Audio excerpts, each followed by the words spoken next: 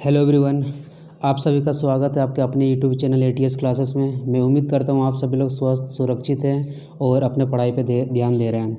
इस वीडियो में हम लोग बात करने वाले हैं 100 इंपॉर्टेंट क्वेश्चन सीरीज़ की बात करेंगे आपके किसके इंडियन पॉलिटिक्स में। जो आपके डिफरेंट टाइप्स के एग्जाम में जो क्वेश्चन आए होंगे वो क्वेश्चन मैं आपको करवाऊँगा। और यहाँ पर हम लोग सीखने वाले हैं वन क्वेश्चन, ठीक है, मैनी कंसेप्ट मतलब OQMC, मतलब एक क्वेश्चन से हम लोग यहाँ बहुत सारे कंसेप्ट सीखने वाले हैं। अगर मैं यहाँ पे इस पार्ट में मैं 20 क्वेश्चन अगर डिस्कस करूँगा तो आपको लगेगा कि 20 क्वेश्चन आप जब यहाँ पे कंप्लीट करोगे तो ये आपको एक्चुअल में 20 नहीं मिलेंगे, ये आपको 60 to 70 क्वेश्चन आपको लगने वाले हैं। ठीक है, मतलब एक क्वेश्चन से हम लोग वहाँ पे और भी कंसेप्ट समझेंगे यहाँ पे। तो चलिए स्टार्ट करते हैं बिना किसी देरी के। तो फर्स्ट क्वेश्चन क्या है कि in India president is elected by which method. जो हमारे कंट्री में जो प्रेसिडेंट का जो इलेक्शन होता है वो होता है किसके मेथड से? Single transferable vote. मतलब जैसे क्या होता है कि प्रेसिडेंट का इलेक्शन में डायरेक्टली जो पब्लिक होती है ना, पब्लिक इन्वॉल्व नहीं होती है। तो कौन इन्वॉल्व होते हैं? जो स्टेट के जो MLAs होते हैं वो होते हैं, प्लस जो पार्लियामेंट में जो आपके लोकसभा और राज्यसभा के जो मेंबर्स होते हैं वो पार्टिसिपेट लेते हैं किसमें? प्रेसिडेंट के इलेक्शन में। और अगर कुछ इन्फॉर्मेशन की बात करें तो हमारा जो संविधान है उसमें आपका जो आर्टिकल 52 है वो बात करता है किसके बारे में? प्रेसिडेंट के, मतलब जो आपकी सीट होती है उसके बारे में बात करता है। प्रेसिडेंट का जो आर्टिकल है वो कितना? आर्टिकल नंबर 52 है। ठीक है, और अगर मैं बात करूँ जो 3 टाइप्स के जो इमरजेंसी है जो हमारे प्रेसिडेंट ही लगा सकते हैं, जैसे कि आपके जो आर्टिकल 352 हो गया, ठीक है, आर्टिकल 352 4 ऐड कर दोगे तो क्या होगा? 356 और 360। तो आर्टिकल 352 हमें क्या बताता है? National emergency. अगर किसी कंट्री में मतलब हमारे कंट्री में अगर नेशनल इमरजेंसी लगाना है तो हम लोग आर्टिकल 352 से लगाते हैं। 356 होता है जो गवर्नमेंट मतलब जो रूल लगते हैं आपके गवर्नर के जो रूल लगाए जाते हैं किसी भी स्टेट में, तो वो आपको आर्टिकल 356 से लगता है। फाइनेंशियल जो आपका जो होता है मतलब अगर इमरजेंसी लगाना है तो वो आर्टिकल 360 से हम लोग लगाते हैं। अगर हम लोग बात करें जो प्रेसिडेंट का हमारा जो इलेक्शन होता है हम लोग कहाँ से इसको बोरो किए, मतलब जो हमारा जो इलेक्शन सिस्टम हम लोग करवाते हैं अपने कंट्री में, ये हम लोगों ने कहाँ से बोरो किया है? तो ये हम लोगों ने बोरो किया है कहाँ से? आयरलैंड से किया है। ठीक है, आगे बढ़ते हैं। Till now the preamble of constitution of India has been amended for how many times. Amended मतलब होता है संशोधन की। जो हमारा प्रीएमेबल है मतलब जैसा हमारा जो संविधान है ना, तो संविधान के पहले एक जो प्रीएमेबल बनाया गया है उसमें अगर आप प्रीएमेबल को पढ़ोगे तो उसमें आपको ये समझ में आ जाएगा भैया कि हमारे संविधान के अंदर क्या लिखा गया है। तो अभी तक हमारा जो संविधान में प्रीएमेबल में एक मतलब जो आपका संशोधन जो हुआ है एक ही बार हुआ। कितना बार हुआ? 1 टाइम्स हुआ है। और जो प्रीएमेबल है हम लोग अपने कंट्री में मतलब जो बोरो किए हैं किस कंट्री से? USA से। ठीक है, यूनाइटेड स्टेट ऑफ अमेरिका से इसको बोरो किया गया। पढ़ते नेक्स्ट क्वेश्चन की ओर। Who is competent to dissolve the Rajya Sabha. मतलब राज्यसभा को भैया कौन डिजोल्व कर सकता है? तो भैया राज्यसभा का कोई भी डिजोल्व नहीं कर सकता। मतलब जब से राज्यसभा भैया चली है उसका सत्र जो है कभी भी ख़त्म नहीं हुआ है। ठीक है, तो अगर मैं बात करूँ राज्यसभा में जो आपके मेंबर्स होते हैं कितने टाइम्स के लिए होते हैं आपके? वो मतलब 6 ईयर्स के लिए उनको इलेक्ट किया जाता है। कितने टाइम्स के लिए? 6 ईयर के लिए उनको इलेक्ट किया जाता है। ठीक है, फिर आगे बढ़ते हैं। Which was the first 2 state in India to establish the Panchayati Raj in 1956। तो आपका राजस्थान और आंध्र प्रदेश जो है फर्स्ट टाइम उन लोगों ने पंचायती राज सिस्टम अपने स्टेट में उन्होंने लागू किया था सबसे पहले। ठीक है, अगर हम लोग बात करें कि हमारे पूरे कंट्री में आपके 1992 में 2 संशोधन किया गया था, आपका आर्टिकल 73 और 74। तो 73 के तहत हमारे यहाँ हमारे देश में आपका पंचायती राज सिस्टम आया था। और 74 के तहत जो है आपकी जो म्यूनसिपैलिटी होती है अपना अर्बन एरिया में वो आया हुआ था। ठीक है, आगे बढ़ते हैं। फिर बोला कि how long a person should have participate in a high court to be eligible to be appointed as a जज of supreme court of India. मतलब भैया कितना टाइम तक हाई कोर्ट में पार्टिसिपेट होना पड़ेगा किसी भी जज को अगर वो सुप्रीम जज बनना चाहता है किसका? सुप्रीम कोर्ट ऑफ इंडिया का। तो कितना होता है भैया? वो 10 ईयर्स के लिए। ठीक है, what can be the maximum interval between the 2 session of parliament. मतलब जैसे हमारे कंट्री में टोटल 3 सेशन होते हैं, जैसे कि फरवरी से भैया सेशन हमारा स्टार्ट होता है। ठीक है, फरवरी से लेके मई तक स्टार्ट होता है, ये 4 महीने का सेशन हो गया।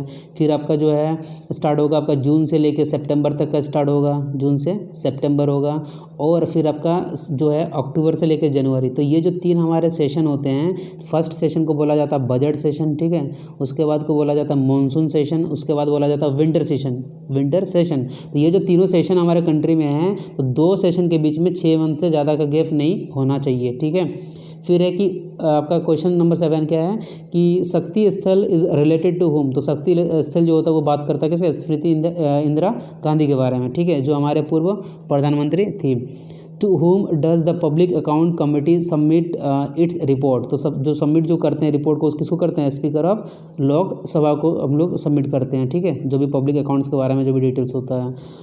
Who is known as the first law officer of India. जो first law officer of India होता है जिसको हम लोग क्या बोलते हैं, अटॉर्नी जनरल ऑफ इंडिया बोलते हैं। इसके बारे में कुछ बेसिक इन्फॉर्मेशन ये है कि ये जो अटॉर्नी जनरल ऑफ इंडिया होते हैं ये ना तो राज्यसभा ना लोकसभा दोनों में से किसी का भी मेंबर नहीं होते हैं, लेकिन ये दोनों ही सत्र में भैया पार्टिसिपेट कर सकते हैं, ठीक है। बड़ा ही इंटरेस्टिंग चीज़ है ये। और अगर मैं बात करूँ कि हमारे संविधान में कौन सा ऐसा आर्टिकल है जो अटॉर्नी जनरल ऑफ इंडिया के बारे में बात करता है, तो आपका आर्टिकल 76 है जो बात करता है किसके बारे में, अटॉर्नी जनरल ऑफ इंडिया के बारे में। और उसी तरीके से जो हमारे स्टेट लेवल में क्या होता है वो होता है एडवोकेट, ठीक है, एडवोकेट जनरल ऑफ स्टेट। तो वो उनका जो आर्टिकल होता है वो होता है आर्टिकल 165, ठीक है, 165। तो अगर कंट्री के लेवल में क्या होता है आपका अटॉर्नी जनरल ऑफ इंडिया, और जिसका आर्टिकल हो गया 76, और स्टेट के लेवल में होता है आपका एडवोकेट जनरल ऑफ स्टेट होता है, जिसका आर्टिकल होता है 165 होता है, ठीक है। Which provision of the fundamental right is directly relates to the exploitation of children. तो ये आपका आर्टिकल 24 बात करता है एक्सप्लॉयटेशन ऑफ चिल्ड्रन के बारे में। अगर मैं बताना चाहूँगा जो हमारे फंडामेंटल राइट्स होता है ये हमारे आर्टिकल 12 से लेकर 35 में दिया गया, क्या 35 में फंडामेंटल राइट्स जिसको हम लोग मौलिक अधिकार बोलते हैं। और पूछा जाएगा कि अगर फंडामेंटल जो हमारा राइट्स होता है मौलिक अधिकार ये हम लोगों ने कहाँ से लिया है, तो भैया फंडामेंटल राइट्स जो हमारे मौलिक अधिकार है ये हम लोगों ने यूएसए से बोरो किया है, ठीक है। और टोटल आपके फंडामेंटल राइट्स जो हमारे भैया 6 है। और उसी तरीके से ये तो आपका मौलिक अधिकार हो गया। उसी तरह फंडामेंटल ड्यूटीज़ आता है। फंडामेंटल ड्यूटीज़ मतलब भैया आपके मौलिक कर्तव्य, अगर आप इस कंट्री का नागरिक हो तो आपका ये जो कर्तव्य होते हैं वो आपको निभाना पड़ेगा, ठीक है। तो वो टोटल आपके फंडामेंटल ड्यूटीज़ हमारे संविधान में 11 है। और ये जो हम लोग लिए हैं जिस कंट्री से बोरो किए हैं उसको हम लोग बोलते हैं क्या, यूएसएसआर। जिस कंट्री ये जो अपना कंट्री है यूएसएसआर ये अपना विघटन हो गया है, जो एक बड़ा ही लार्ज मतलब पार्ट में आपका डिवाइड हो गया, जिसको हम लोग क्या बोलते हैं, रसिया। तो सिंपल सी बात है, रसिया से हम लोगों ने बोरो क्या फंडामेंटल ड्यूटीज़, ठीक है।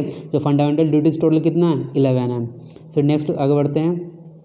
What is the chief source of political power in India. मतलब पॉलिटिकल पावर का चीफ सोर्स क्या है, बताइए भैया, पीपल ही। अगर पीपल नहीं रहेंगे भैया तो पॉलिटिकल का भैया कोई मतलब ही नहीं बनेगा, ठीक है। और हमारा संविधान यही भी बोलता है कि हम लोग का जो संविधान है वो क्या बोलता है, for the people by the people. मतलब भैया पीपल के मतलब लोगों के लिए और लोगों के द्वारा ही हमारा संविधान है, ठीक है। आगे बढ़ते हैं। Fundamental duties were added by which constitutional amendment. मतलब भैया जो फंडामेंटल ड्यूटीज़ मैंने अभी बोला कि टोटल 11 होते हैं और ये हम लोगों ने रसिया से बोरो किया था। तो भैया किस संशोधन मतलब किस अमेंडमेंट के द्वारा इसको ऐड किया गया था, तो ये आपका 42वां संशोधन है जो आपका इंदिरा गांधी के द्वारा किया गया था। कब, नेशनल इमरजेंसी हम लोग के कंट्री में जब 1975 से लेकर 1977 तक क्या लगा था, national emergency.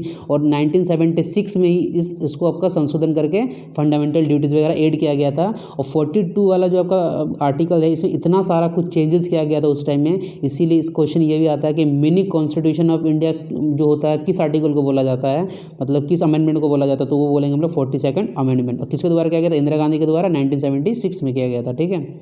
In which year the first general election held in India. तो 1951 से लेकर 52 के बीच में जो हमारा फर्स्ट इलेक्शन है हमारे मतलब कंट्री में हुआ था। The only instance when the president of India exercised his power of veto. Veto power का मतलब ये होता है कि सपोज करो कि मान लो कुछ रिक्वेस्ट आता है किसके पास, प्रेसिडेंट के पास, तो उनके पास ये पावर दिया गया है। अगर वो चाहेंगे तो भैया उसको अगर उनको मना करने का सपोज मन है, ठीक है, तो अगर वो डायरेक्टली मना नहीं कर रहे हैं तो उनके पास जो भी सपोज बिल वगैरह आएगा एक्सेप्ट मनी बिल को छोड़ के, तो बाकी अगर कुछ भी इनके पास बिल आएगा तो भैया ये अपने पॉकेट में उसको रख सकते हैं। उसी को हम लोग बोलते हैं पावर ऑफ वीटो, ठीक है। तो ये हम लोग कब मतलब कौन सा ऐसा था जो हम लोग इंस्टेंस मतलब किस में यूज़ हुआ था, आपका Indian post office amendment bill था, ठीक है। ये आपका 1986 था। इसी में सिर्फ मतलब पावर ऑफ वीटो का यूज़ किया गया प्रेसिडेंट के द्वारा, उसके बाद अभी तक नहीं किया गया है। फिर नेक्स्ट क्वेश्चन की बात करें कि the 8th schedule of Indian constitution is related to. देखो सबसे हमारे कंट्री में जो है ना, अभी जो हमारे कंट्री में टोटल 12 आपके शेड्यूल हैं, ठीक है, 25 पार्ट्स हैं और 465 आर्टिकल्स हैं। तो उसमें से आपके जो 12 आपका शेड्यूल है, तो फर्स्ट आपका जो 8वां शेड्यूल होता है वो बात किसके बारे में करता है, लैंग्वेज के बारे में। जो हमारे संविधान में टोटल अभी लैंग्वेज रिकॉग्नाइज किया गया है संविधान में, टोटल 22 लैंग्वेज है। तो 8वां शेड्यूल किसके बारे में बात करता है, आपका लैंग्वेज के बारे में बात करता है, ठीक है। Who is longest serving speaker of Lok Sabha. मतलब सबसे लंबा टाइम तक भैया लोकसभा का कार्यकाल किसने संभाला था, उनका नाम क्या, बलराम झाकर। और जो बोलेगा कि फर्स्ट मतलब आपके जो स्पीकर लोकसभा कौन थे, उनका नाम था जीवी मालवांकर, ठीक है, जीवी मालवांकर। फिर बोलेगा कि what is the quorum of Lok Sabha, मतलब अगर हमको लोकसभा का जो कार्यकाल होता है अगर हमको वो स्टार्ट करना है तो भैया उसके लिए कितना मेंबर होना चाहिए, तो आपके जितने भी मेंबर होते हैं कितना 552, ठीक है। अभी तो अब जो जम्मू एंड कश्मीर भी डिवाइड हुआ तो वो वाले पार्ट भी किस में आएंगे, पहले तो ये आपका 530 + 22 मतलब भैया 530 जो आपके स्टेट है उससे आते थे और 22 आते थे केंद्र शासित आपके प्रदेश मतलब प्रदेश से आते थे। अब ये वाला तो बढ़ जाएगा, तो भैया अगर 1/10 अगर इसमें मेंबर अगर मान लो अवेलेबल है पार्लियामेंट में तो भैया हम लोग उसका सत्र को स्टार्ट कर सकते हैं, ठीक है। When constitution was framed how many schedule were there, मैंने अभी समझाया था कि 8 शेड्यूल थे। जब हम लोग का कॉन्स्टिट्यूशन स्टार्ट हुआ था टोटल शेड्यूल उसमें कितना था 8 शेड्यूल था, ठीक है। उसमें 22 पार्ट थे और 395 उसमें आपके आर्टिकल्स थे। लेकिन अगर अभी हम लोग प्रेजेंट कंडीशन में बात करें तो 8 भैया कन्वर्ट हो गया 12 आपके शेड्यूल में, ठीक है। 22 से लेके आपके 25 पार्ट हो गया और 395 आर्टिकल की जगह आपके 465 क्या है आपके आर्टिकल्स है, ठीक है। फिर अगर नेक्स्ट क्वेश्चन देखते हैं, who is the chairman of केंद्रीय हिंदी समिति, उसके जो चेयरमैन है भैया कौन है, प्राइम मिनिस्टर चेयरमैन होते हैं किसके, केंद्रीय हिंदी समिति के। और कुछ बेसिक इन्फॉर्मेशन देख लेते हैं, जो हमारे प्राइम मिनिस्टर होते हैं भैया किस आर्टिकल में इनको रखा गया है, तो भैया जो आर्टिकल 75 है उन्हीं में इसको जो हमारा पोस्ट है प्राइम मिनिस्टर का वो आर्टिकल 75 में रखा गया है, ठीक है। नेक्स्ट क्वेश्चन देखते हैं, question number 20, which part of the constitution of India talks about the municipalities, मतलब ये आपका जो पार्ट 9A होता है ये बात करता है किसके बारे में, म्यूनसिपैलिटीज़ के बारे में बात करता है। मैंने फिर आपको बताया हुआ था कि 1992 में भैया 2 संशोधन जैसे कि 73 और 74 किया गया था। जो 73 आपका है आर्टिकल ये किसके बारे में बात करता है, ये बात करता है पंचायती राज सिस्टम के बारे में, और 74 आपका जो है ये बात करता है किसके बारे में, ये म्यूनसिपैलिटीज़ के बारे में बात करता है, ठीक है। तो ये आपके 20 क्वेश्चन मैंने अभी इसमें करवाया, ठीक है। बाकी के जो आपके सीरीज़ है मैं करवाऊंगा आपके नेक्स्ट वीडियो में। अगर आपका रिस्पांस कैसा रहेगा फिर मैं उसको करवाऊंगा आपके नेक्स्ट वीडियो में, ठीक है। तो अगर आपको लगे कि ये सीरीज़ अगर इस तरीके से आपको अगर अच्छा लग रहा होगा तो भैया वीडियो को लाइक करें। अगर कुछ लगे सजेशन अगर आप देना चाहते हो तो आप सजेशन भी कमेंट सेक्शन में दे सकते हो, ठीक है। और अगर अभी तक आप लोगों ने चैनल को सब्सक्राइब नहीं किया तो सब्सक्राइब कर ले, क्योंकि मैं अभी और भी जो भी फिजिक्स हो गया या और भी जितने भी मतलब रिलेटेड टॉपिक्स होते हैं इंपॉर्टेंट जो आप कम समय में कर सकते हो वो भी मैं अपलोड करूँगा, ठीक है। तो मिलते हैं फिर नेक्स्ट वीडियो में। So guys thanks for watching this video.